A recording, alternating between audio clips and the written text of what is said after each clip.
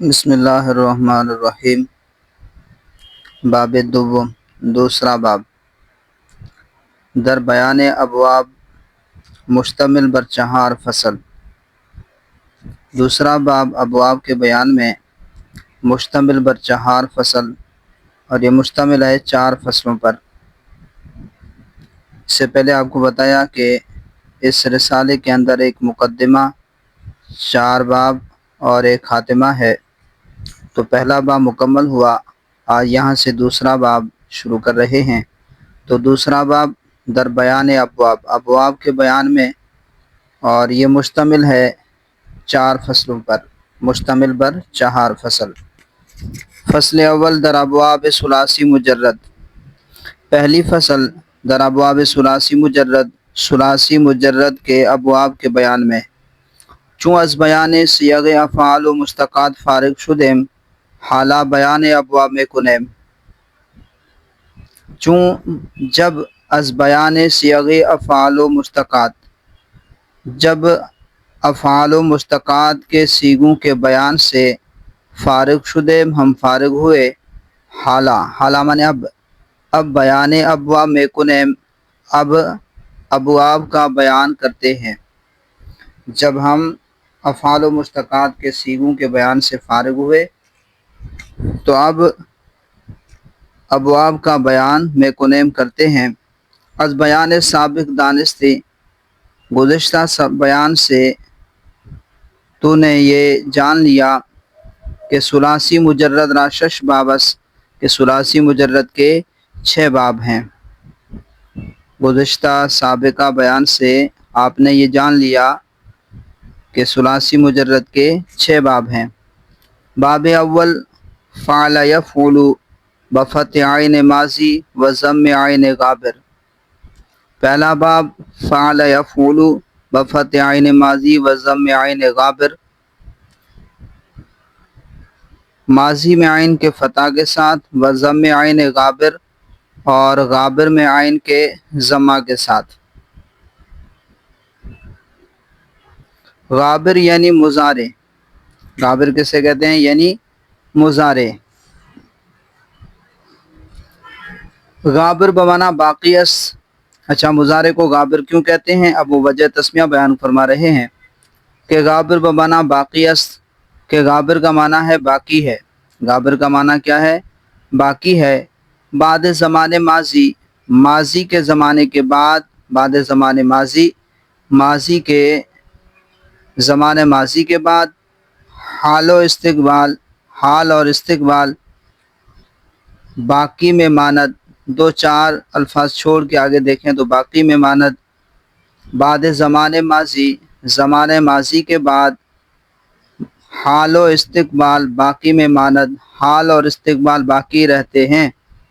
کہ مضارع براں دلالت دارد، کہ مضارع براں اس پر دلالت دارد، دلالت رکھتا ہے، کہ مضارع اس پر کیا کرتا ہے؟ دلالت کرتا ہے۔ زمان ماضی کے بعد حال اور استقبال باقی رہتے ہیں۔ مضارع براں دلالت دارد، ان پر مضارع دلالت رکھتا ہے، یعنی ان پر مضارع دلالت کرتا ہے۔ لہذا مضارع را غابر گوین، اسی وجہ سے مضارع کو غابر کہتے ہیں۔ غابر کا معنی باقی ہے، غابر کا معنی باقی۔ تو زمان ماضی کے بعد حال اور استقبال باقی رہ جاتے ہیں، تو حال اور استقبال پہ دلالت کرتا ہے مضارع، تو اسی وجہ سے مضارع کو غابر کہتے ہیں۔ کہ مضارع کے اندر 2 زمانے پائے جاتے ہیں، حال اور استقبال، ان دونوں پر دلالت کون کرتا ہے؟ مضارع۔ ماضی، زمانہ ماضی کے بعد باقی رہ گئے حال اور استقبال، ان دونوں زمانوں پر مضارع دلالت کرتا ہے، اسی وجہ سے مضارع کو غابر کہتے ہیں، یعنی باقی رہ جانے والا۔ تو ماضی کے بعد باقی رہ گیا غابر، مضارع۔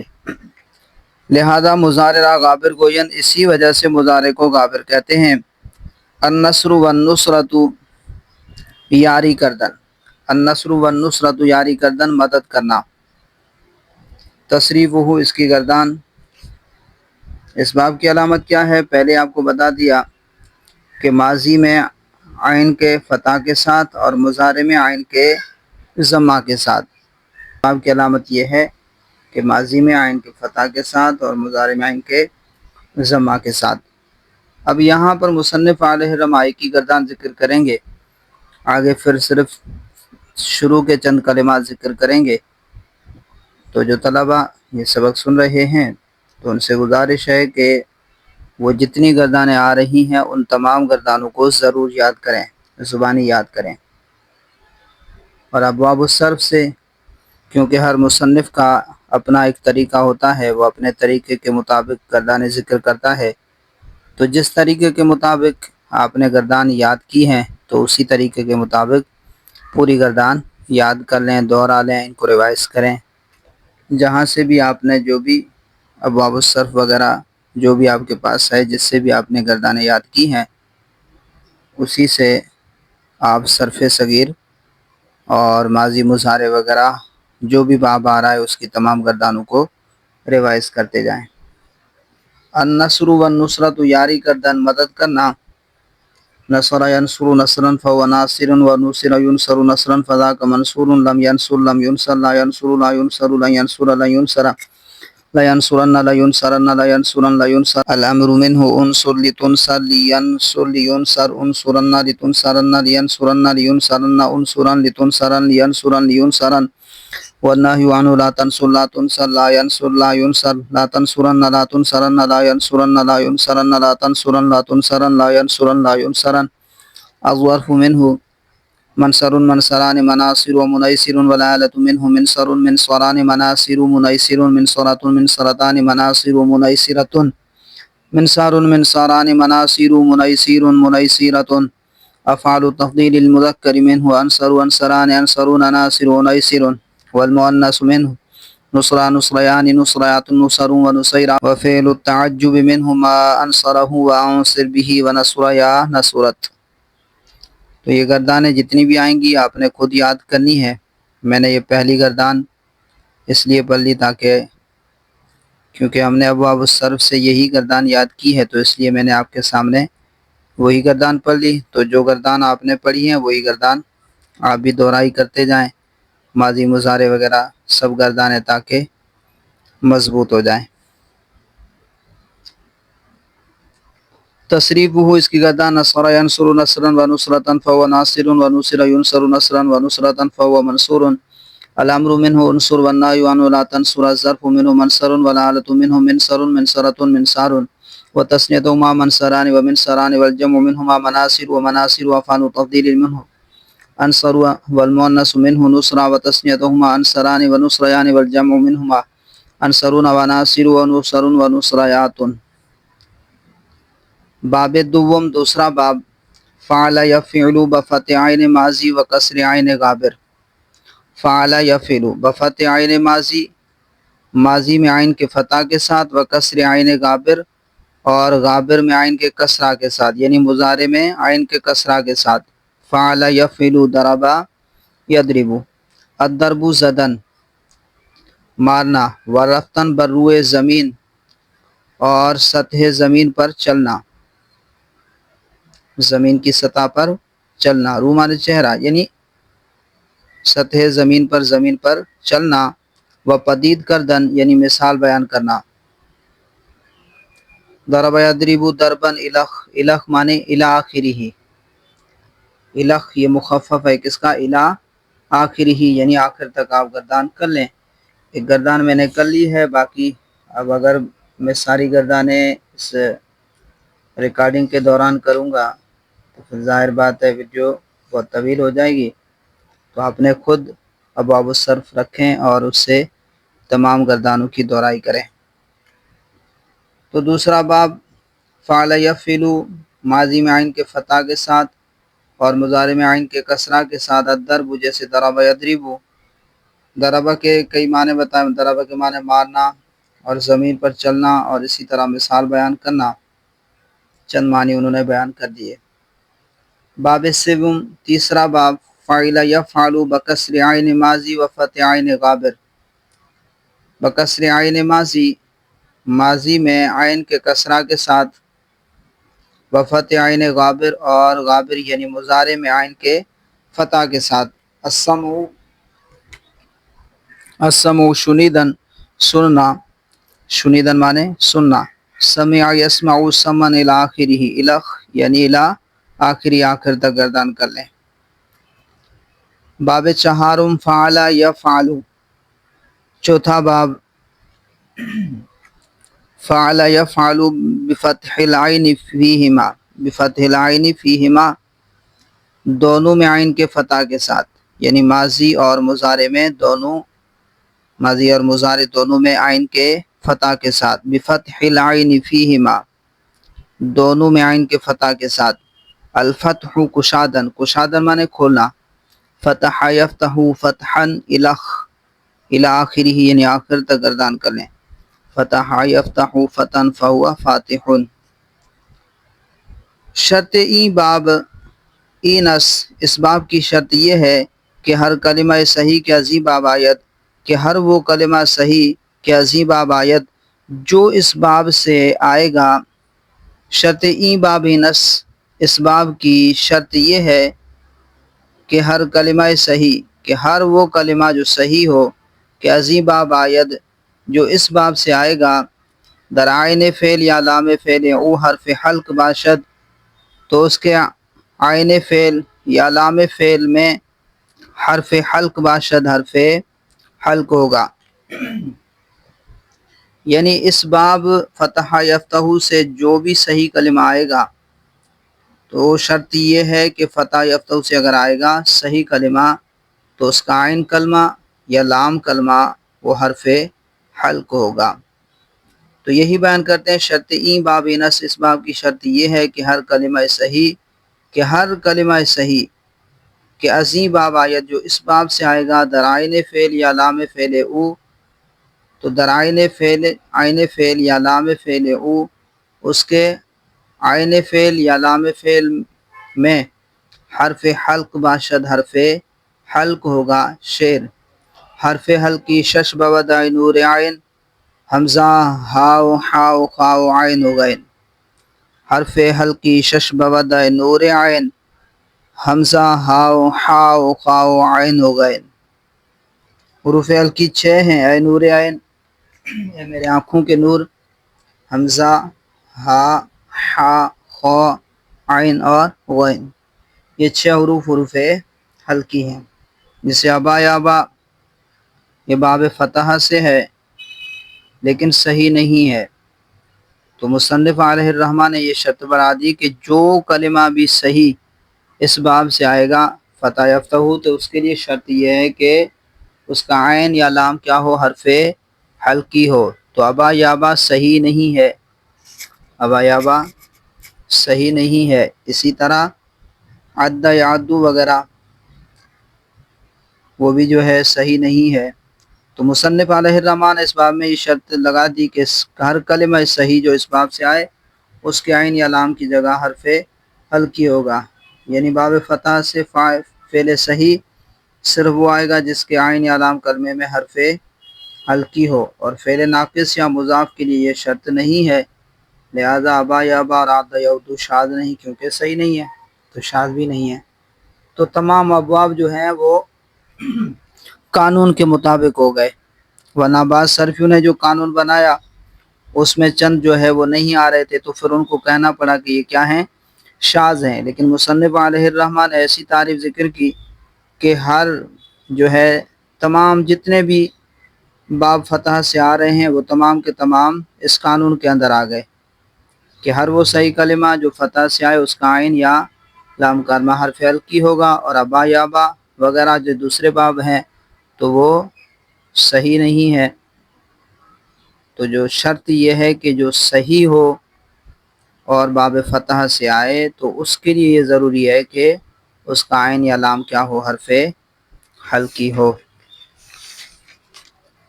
باب چہارم فعل یفعل بفتح العین فیہما، دونوں میں عین کے فتح کے ساتھ، الفتح کشادن کھولنا، فتح یفتح فتحا الی آخرہ، الی آخرہ یعنی آخر تک۔